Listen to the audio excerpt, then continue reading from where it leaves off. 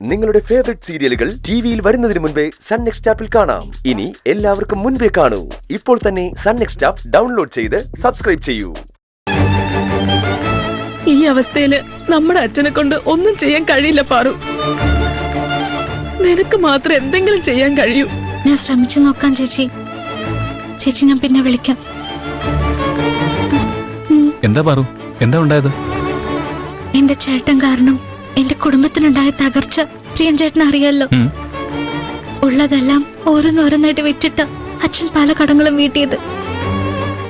തറവാട് ഭാഗം വെച്ചപ്പോ കിട്ടിയ കുറച്ച് ഭൂമി മാത്രം അച്ഛൻ വിൽക്കാതെ വെച്ചിരുന്നു. പക്ഷെ അതും പണയത്തില്ല. 3 ദിവസത്തിനുള്ളിൽ 10 ലക്ഷം രൂപ കൊടുത്ത് അത് തിരിച്ചെടുത്തില്ലെങ്കിൽ പ്രമാണം ഈട് വാങ്ങിച്ച അച്ഛന് കാശ് കൊടുത്ത ആള് അത് വിൽക്കുന്നു. അച്ചാച്ചനെയും അച്ഛമ്മയും വലിയച്ഛനെ അടക്കിയ മണ്ണത്. ആ മണ്ണെങ്കിലും കൈവിട്ട് പോകാതെ നോക്കണം പാറുന്ന് അച്ഛൻ എപ്പോഴും പറയും. അവരുടെ അടുത്ത് തന്നെ അച്ഛനും കിടക്കണമെന്ന അച്ഛന്റെ ആഗ്രഹം. ആ ഭൂമിയെ നഷ്ടപ്പെടാൻ പോകുന്ന അച്ഛനത് സഹിക്കാൻ പറ്റില്ല. ഞാൻ എന്താ ചെയ്യാ പ്രിയൻ ചേട്ടാ? 3 ദിവസം കൊണ്ട് എങ്ങനെ 10 ലക്ഷം രൂപ ഉണ്ടാക്കുക? കരയില്ലേ പാറു, ഇനിയും 3 ദിവസം ഉണ്ടല്ലോ. എന്തെങ്കിലും ചെയ്യാൻ നമുക്ക്. ഞാനില്ലേ നിന്റെ കൂടെ. നീ ഒന്ന് സമാധാനപ്പെട.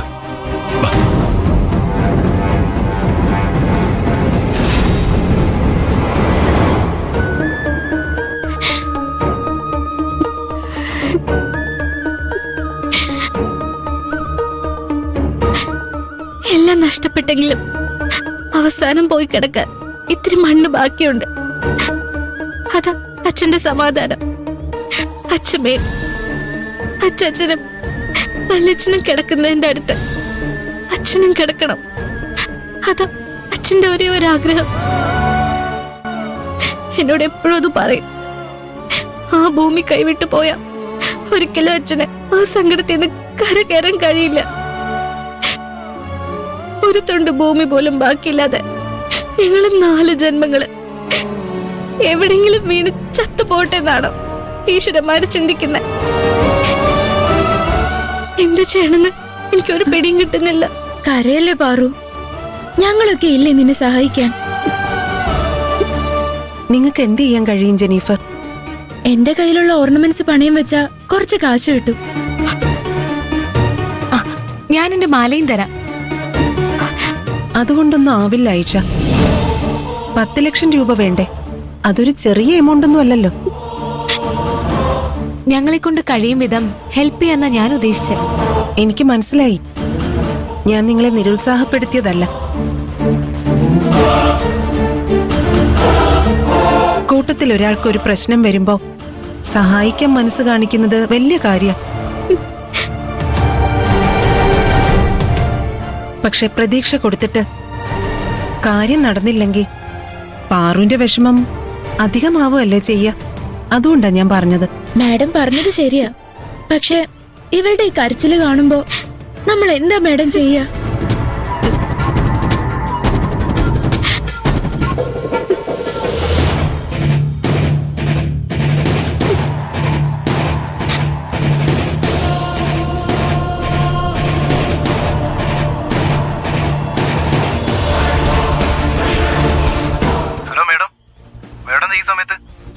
എനിക്ക് അത്യാവശ്യമായി കുറച്ച് കാശ് വേണമായിരുന്നു.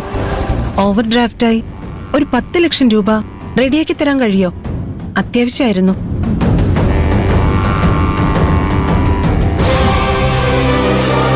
പോസ്റ്റൽ മേഡത്തിന്റെ പേരിലല്ലല്ലോ, ട്രസ്റ്റിന്റെ കീഴിലല്ലേ. അതുകൊണ്ട് വലിയൊരു എമൗണ്ട് ഓടി നൽകാൻ കഴിയില്ല madam. Sorry madam. Hello hello, bank മാനേജരെ വിളിച്ചത്. എനിക്ക് പറയാനുള്ളത് മുഴുവൻ കേൾക്കാതെ അയാൾ ഫോൺ കട്ട് ചെയ്തു. സാരല്ല മാഡം, നമ്മൾ എങ്ങനെയൊക്കെ ശ്രമിച്ചാലും ദൈവം തീരുമാനിക്കുന്ന പോലെ നടക്കും. ഇങ്ങനെ നിരാശപ്പെടരുത്. നമുക്ക് വേറെ എന്തെങ്കിലും വഴി കണ്ടുപിടിക്കാം.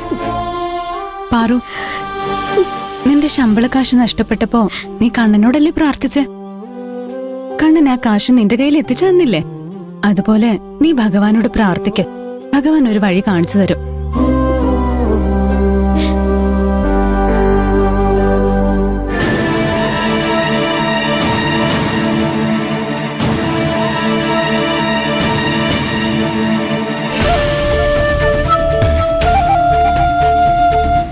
ഈശ്വര, കാലത്ത് കണ്ട മൂടി തന്നെയാണല്ലോ അമ്മ ഇപ്പോഴും ഉള്ളത്. തൊട്ടടുത്ത് എന്ന് ചാടിക്കടിക്കുമെന്തോ.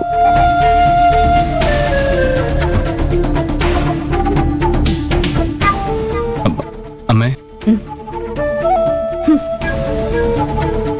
ഈ മൂളൽ അത്ര ശരിയല്ലല്ലോ. ദേഷ്യം ഒട്ടും കുറഞ്ഞിട്ടില്ല. അമ്മയ്ക്കിപ്പോഴും എന്നോട് ദേഷ്യമാണോ? എനിക്കെന്തിനാ ദേഷ്യം? എനിക്ക് ആരോടും ദേഷ്യമില്ല. നീ പോയി ഡ്രസ്സ് മാറിയിട്ട് വാ, ഞാൻ കഴിക്കാനെടുത്ത് വെക്കാം. അമ്മ ഇരിക്ക. എനിക്ക് അമ്മയോടൊരു പ്രധാനപ്പെട്ട കാര്യം പറയാനുണ്ട്. ഞാൻ അമ്മയോട് പറയാതെ പാറുവിന്റെ നാട്ടിൽ പോയത് തെറ്റ് തന്നെയാ.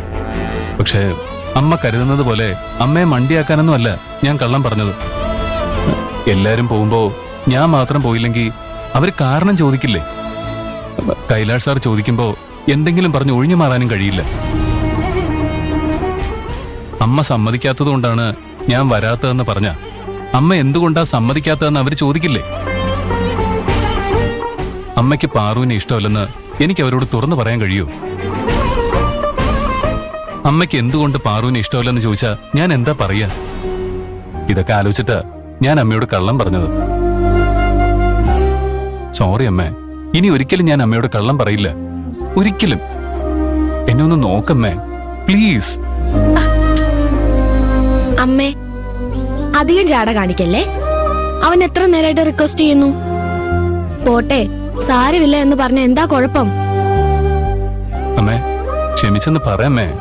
ശരി, ക്ഷമിച്ചു. പോരെ? മുഖം കനം പോലെ ആക്കിയിട്ട് ക്ഷമിച്ചു എന്ന് പറഞ്ഞ ആരെങ്കിലും വിശ്വസിക്കുവോ? അമ്മ ക്ഷമിച്ചു എന്ന് ഞങ്ങൾക്കും കൂടി തോന്നണ്ടേ? ചിരിച്ചോണ്ട് പറ. ചിരിച്ചോണ്ട് പറയാൻ എനിക്ക് ചിരി വരണ്ടേ? ചിരിച്ചോണ്ട് പറയണമെന്ന് ഞാൻ പറഞ്ഞത് പൊട്ടിച്ചിരിച്ചോണ്ട് പറയണമെന്നല്ല, പ്രസന്റ് ആയ മുഖത്തോട് പറയണം. പ്ലീസ് അമ്മേ. കീരിയും പമ്പും പോലെയാണെങ്കിലും ഒരാൾക്കൊരു പ്രശ്നം വന്ന ചേട്ടനും അനിയത്തിയും ഒന്നാ. ഞാൻ ക്ഷമിച്ചിരിക്കുന്നു. പോരെ? ഇപ്പോഴെനിക്ക് സമാധാനമായത്. മക്കളോട് വഴക്കിടുമ്പോ അമ്മ അനുഭവിക്കുന്ന സങ്കടം നിങ്ങൾക്ക് മനസ്സിലാവില്ല. കാലത്ത് നീ ഒന്നും കഴിക്കാതെയല്ലേ പോയത്? ഉച്ചയ്ക്ക് കഴിക്കാനുള്ളതും കൊണ്ടുപോയില്ല. അതുകൊണ്ട് അമ്മയൊന്നും കഴിച്ചില്ല ഈ നേരം വരെ. അറിയോ നിനക്ക്? അമ്മേ, സോറി അമ്മേ. ആ, അത് വിട്. ഇനി ആവർത്തിക്കാതിരുന്നാ മതി. ഉം. അമ്മ നിനക്ക് ഇഷ്ടപ്പെട്ട ഇടിയപ്പം ഉണ്ടാക്കി വെച്ചിട്ടുണ്ട്. അമ്മയൊന്നും കഴിച്ചില്ല എന്നല്ലേ പറഞ്ഞത്? നമുക്ക് ഒരുമിച്ച് കഴിക്കാം. ഞാൻ പോയി ഡ്രസ്സ് മാറ്റിട്ട് വരാം. മോനെ, നീ എന്നോടൊന്ന് പറയാനുണ്ടെന്ന് പറഞ്ഞില്ലേ? എന്താണ്? അത് അമ്മേ, അമ്മയോട് എങ്ങനെ പറയണോന്ന് ആലോചിച്ചിട്ട്. ഹ, അമ്മയോടല്ലേ നീ പറയുന്നത്? അതിന് എന്താ ഇത്ര ആലോചിക്കാൻ? എനിക്ക് കുറച്ച് കാശിന്റെ അത്യാവശ്യം ഉണ്ടായിരുന്നു. ആ, ഇത് പറയാനാണോ നീ ഇത്രയധികം വിമിഷ്ടപ്പെട്ടത്?